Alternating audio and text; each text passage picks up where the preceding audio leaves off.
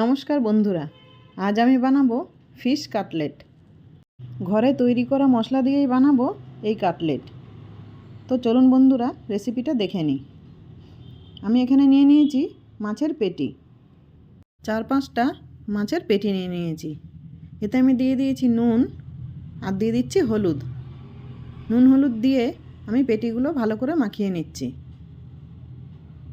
নুন হলুদটা আমার মাখানো হয়ে গেছে। এবার একটা পাত্রে জল নিয়ে জলটা গরম হলে তাতে এই মাছের পেটিগুলো দিয়ে দেব। মাছটা আমি সেদ্ধ করে নিচ্ছি।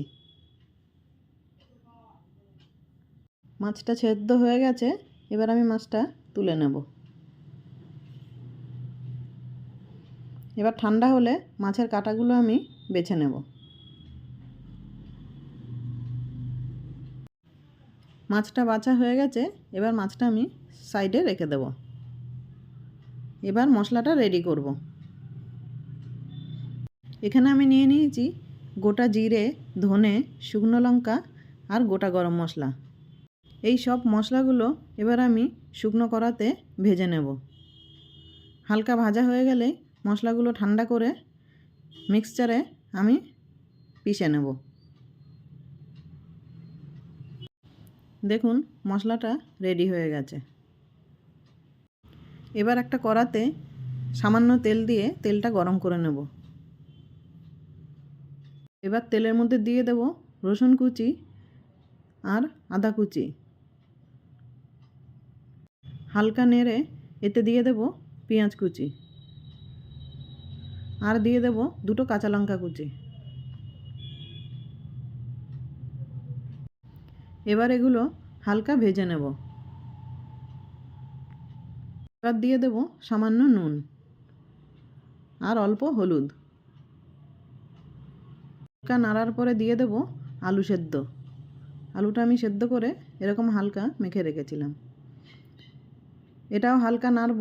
নেড়ে এবার দিয়ে দেব সেদ্ধ করা মাছটা। মাছ আর আলুটা ভালো করে মাখিয়ে নেব। একটু লাল লাল করে ভেজে নেব। আর এই সময় দিয়ে দেব ভেজে রাখা মশলাটা। বন্ধুরা, এই মশলাটার জন্য কাটলেটের স্বাদ অনেকটাই বেড়ে যাবে। আমি ভালো করে এটা কষিয়ে নিচ্ছি। আলু আর মাছটা রেডি হয়ে গেছে। এবার এটা ঠান্ডা করে হাতে করে আমি এরকম গোল গোল করে নিচ্ছি। কয়েকটা আমি গোল করে নিয়েছি আর কতগুলো আমি এরকম 4 চৌকো করে নিয়েছি ছুরি দিয়ে। অন্য একটা বাটিতে আমি 2 চামচ কর্নফ্লাওয়ার নিয়ে নিয়েছি আর নিয়ে নিচ্ছি সামান্য নুন আর গোলমরিচ। সামান্য জল দিয়ে আমি কর্নফ্লাওয়ারটা গুলে নিচ্ছি।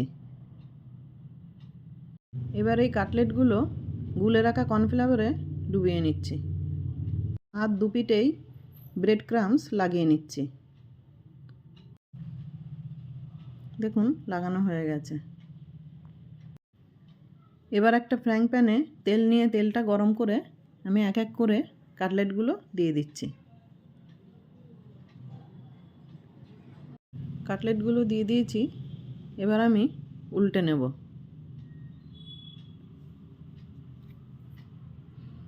দেখুন হালকা কালার হয়েছে, ভালো করে লাল করে ভেজে নেব। আরও কিছুক্ষণ ভাজার পরে এগুলো আমি তুলে নিচ্ছি। এবার এই কাটলেটগুলো কাসুন্দি দিয়ে পরিবেশন করুন। পুরা খেতে খুবই দারুণ হয়েছে। একবার আপনারাও বানিয়ে দেখুন। নমস্কার বন্ধুরা।